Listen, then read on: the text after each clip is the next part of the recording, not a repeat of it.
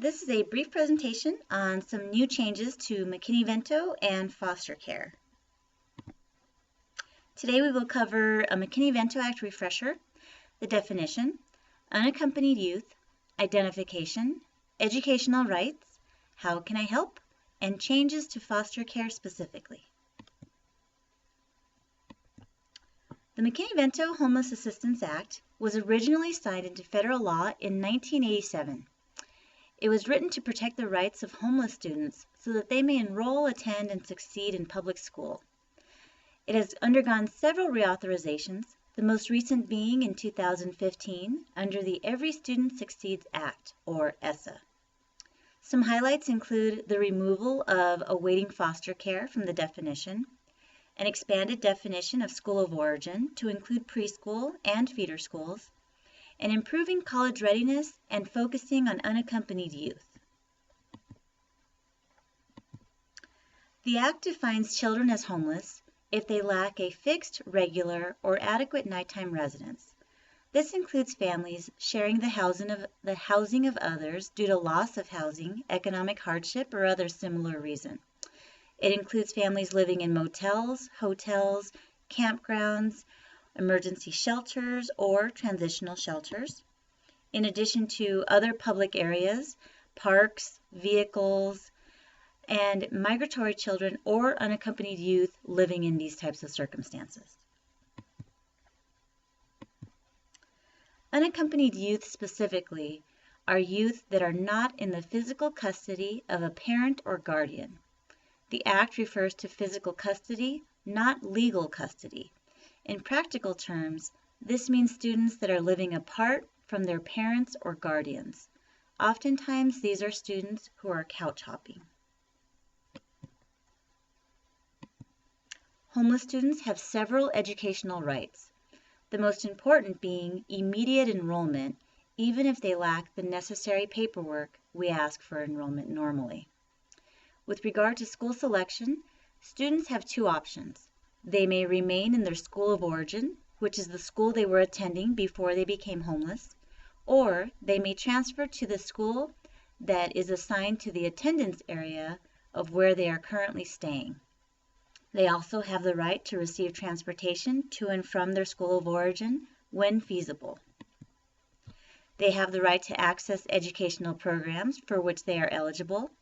They also automatically qualify for free lunch. Oftentimes, breakfast and lunch are the only two guaranteed meals for these students.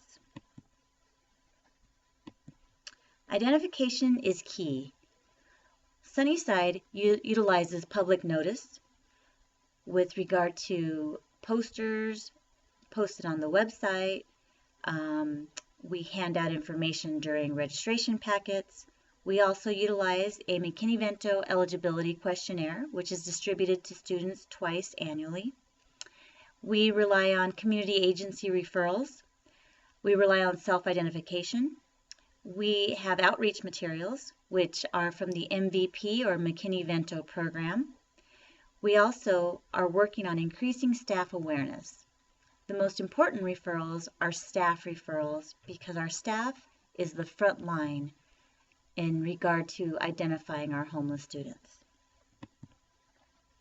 This is where you can come in and help. Become familiar with possible signs of homelessness. Typically during enrollment, you may see parents who are embarrassed or unable to answer information about their current address. There are incomplete records, such as missing birth certificates or immunization records. That you may hear statements such as, we've been having a hard time lately, we move a lot, we are staying with a friend.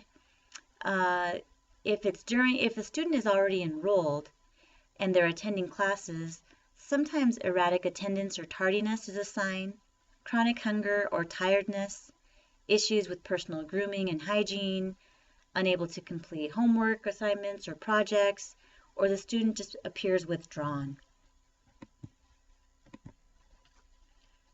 Become familiar with resources available within the district. The first and foremost important resource is our homeless liaison. Every school district is required to identify a homeless liaison. Here in Sunnyside, our liaison is Araceli Mendoza. She can assist with immediate enrollment and free lunch. We have school supplies, uniform assistance, transportation assistance. For our seniors, there's assistance with cap and gowns or graduation announcements. We've assisted with prom tickets, school fees such as ACT tests or participation in sports or participation in classes. We have toiletries available.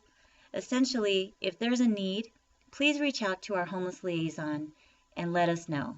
We certainly want to maintain educational stability. We have a resource referral form that any staff can use, or you may ask your front office to see if they can help get you in touch with the liaison, or let them know and they will reach out to our homeless liaison.